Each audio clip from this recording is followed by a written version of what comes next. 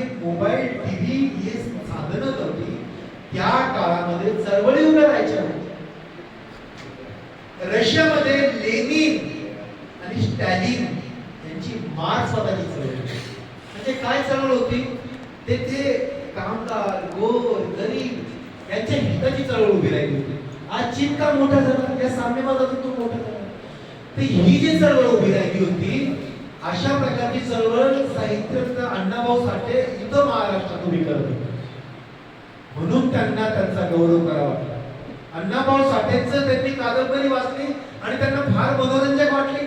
हा भाग इथं नाहीये.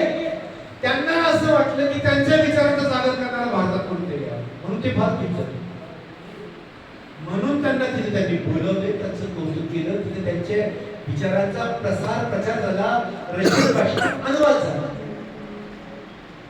भारतातले लोक यांना ओळख का पटत नाही? जोपर्यंत एका घरामध्ये जर 7 भाऊ आहे, 2 बहिणी आहेत, 9 जणांचं कुटुंब आहे. आता नाही एवढे मोठे कुटुंब, पण 30 वर्षापूर्वी कुटुंब असायचे.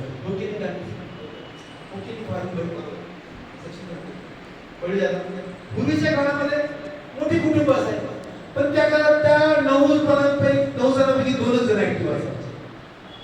2 जण त्यांनी शेतीवाडी पाहायची, बाकी इनॅक्टिव्ह असायचे. त्या घरामध्ये कामगारासारखे काम करायचे लीडर ते बनले नाही.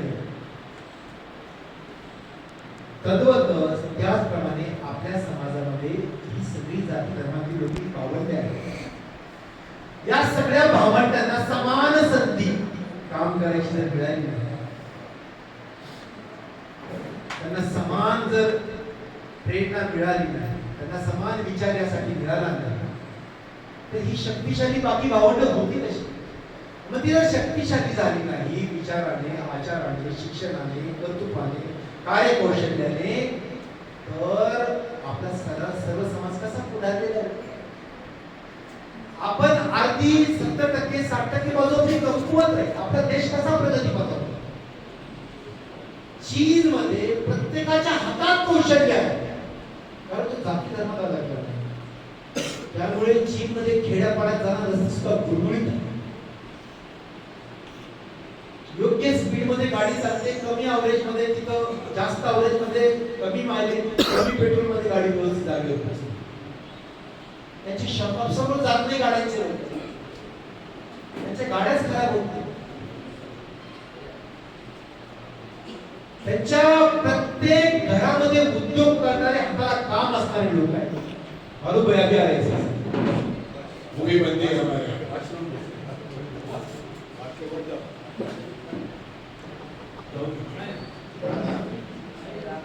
तर ही व्यवस्था आपल्या भारतामध्ये जर करायची असेल तर साहेबांची विचारांना पोहोचवावं लागतील सर्व.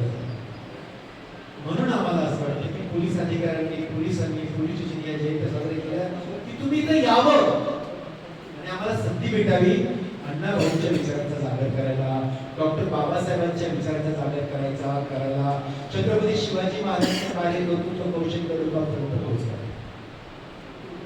ते एक माध्यम आहे.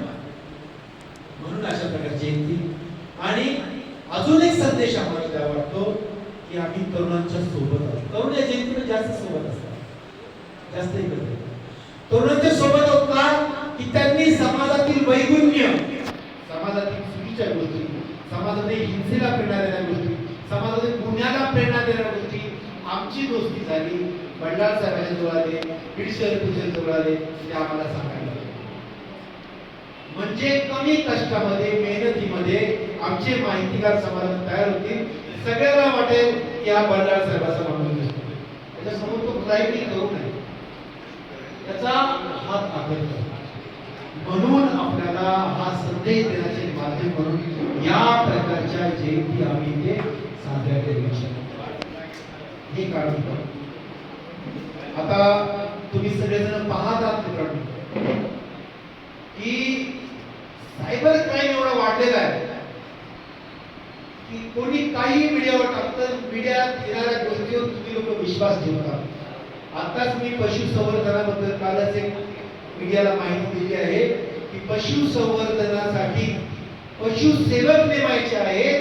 38 35 ते 40,000 42,000 रुपये आम्ही पगार देऊ, त्यांना ट्रेनिंग मोफत देऊ आणि तुमची नेमणूक तुमच्या तालुक्यात तुमच्या जिल्ह्यात होईल। या भूलथापेला आम्ही शरण लोक बळी पडतात, त्यांच्यापर्यंत जातात, ते म्हणतात अशी ट्रेनिंग तुम्हाला करावं लागेल।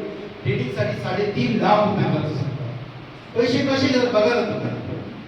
3.5 लाख रुपयाचा पहिला हप्ता 1 लाख रुपये होतो, तो गरीब मुलगा असतो, मजुराचा मुलगा असतो, अल्पभूधारकाचा मुलगा असतो, छोट्या शेतकऱ्याचा मुलगा असतो, पोलीस भरतीची तयारी करणारा असतो, सामान्य कुटुंबातला असतो, तो बापाला 1 लाख रुपये व्याजाने काढायला लावतो आणि तिथे जाऊन भरतो।